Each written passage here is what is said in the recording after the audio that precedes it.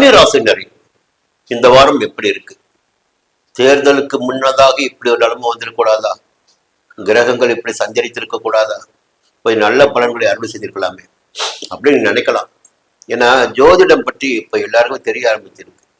எந்த கிரகங்கள் எந்த இடத்தில் சஞ்சரித்தால் எந்த விதமான பலன்களை வழங்குவார்கள் என்று தெரிஞ்சிருக்கு. இப்ப பாத்தீங்கன்னா நல்ல நேரங்கள் இப்போ அந்த நேரம் கன்னிராசினருக்கு ஒவ்வொரு கிரகமாக ஒரு நன்மைகளை கொடுத்திடக்கூடிய அளவிற்கு சஞ்சரிக்க ஆரம்பித்திருக்கிறார். முதல்ல பார்த்தா திங்கட்கிழமை செவ்வாய்க்கிழமை ஜென்ம ராசிக்குள் சந்திரன். குழப்பத்திற்கு இடம் கொடுக்காமல் செயல்படுகின்ற வேலைகளில் உங்களுக்கு இந்த 2 நாட்களும் லாபம் கிடைக்கும். புதன்கிழமை வியாழக்கிழமை வெள்ளிக்கிழமை மாலை வரை 2ஆம் இடமான தன குடும்ப வாக்குஸ்தானத்தில் குடும்பத்துல நிம்மதி இருக்கும். கையில பணம் பொருளும் கொடுத்த வாக்கி காப்பாற்ற முடியும். எல்லா விதமான எதிர்பார்ப்புகளும் பூர்த்தி ஆகிடக்கூடிய நிலையும் குடும்பத்தில் சந்தோஷம் இருந்திடக்கூடிய நிலை இருக்கும். வெள்ளிக்கிழமை மாலை தொடங்கி சனிக்கிழமை ஞாயிற்றுக்கிழமை 3ஆம் இடத்தில் சஞ்சரிக்கிறார் சந்திரன். ஒரு தைரியமாக செயல்படக்கூடிய நிலை, வேகமாக செயல்படக்கூடிய நிலை, உங்களுடைய தேவைகளை அடையக்கூடிய நிலை எல்லாம் இந்த வெள்ளிக்கிழமை மாலை தொடங்கி சனிக்கிழமை ஞாயிற்றுக்கிழமை இருக்கு. பொதுவாக இந்த வாரத்தினுடைய 7 நாட்களுமே சந்திரனுடைய சஞ்சாரம் உங்களுக்கு சாதகமாக இருக்கு. சந்திரன் என்பவர் கன்னிராசினுக்கு லாபாதிபதி. லாபத்தை கொடுத்திட போகிறார். இந்த வாரத்தில் ஒரு நிம்மதியை கொடுக்க போறாரு. இதற்கு மேலாக பாத்தீங்கன்னா லாபஸ்தானத்தில் குரு சஞ்சரிக்கிறார். குரு உச்சமாக சஞ்சரிக்கிறார். இந்த மிகப்பெரிய செல்வாக்கு அந்தஸ்துக்கெல்லாம் காரணமானவர் ஞானக்காரகனான, தனக்காரகனான, புத்திரக்காரகனான, மங்களக்காரகனான குரு பகவான் தான்.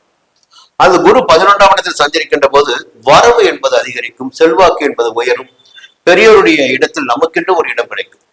அப்ப குருவுடைய சஞ்சாரமும் சாதகமாக இருக்கிறது.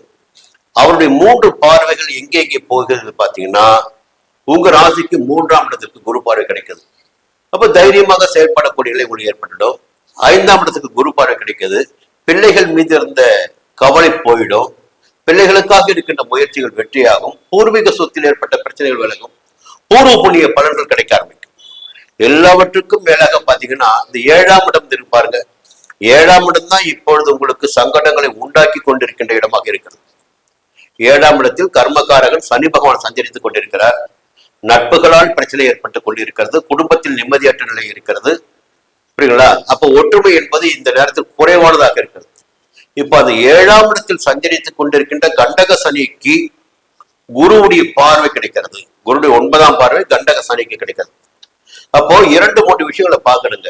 இப்ப சனி பகவான் 7ஆம் இடத்தில் சஞ்சரிக்கிறார். அது நட்பு ஸ்தானம், களத்திர ஸ்தானம். அங்கேயெல்லாம் விரிசலை ஏற்படுத்தி விடுவார். அதே நேரத்தில் பார்க்கின்ற இடங்கள் இருப்பாருங்க. பாக்கிய ஸ்தானத்தை பார்க்கிறார், உங்கள் ஜென்ம ராசியை பார்க்கிறார், சுகஸ்தானத்தை பார்க்கிறார்.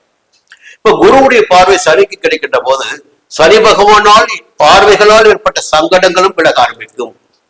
சனி பகவான் கொடுத்து வந்த நெருக்கடிகள் விலக ஆரம்பிக்கும். அப்போ சுபத்துவமான நிலை நேரத்தில் இருக்கு. உங்களுடைய வாழ்க்கையில் ஒரு புதிய எழுச்சியோடு நடைபெறக்கூடிய நிலை இந்த நேரத்தில் இருக்கு.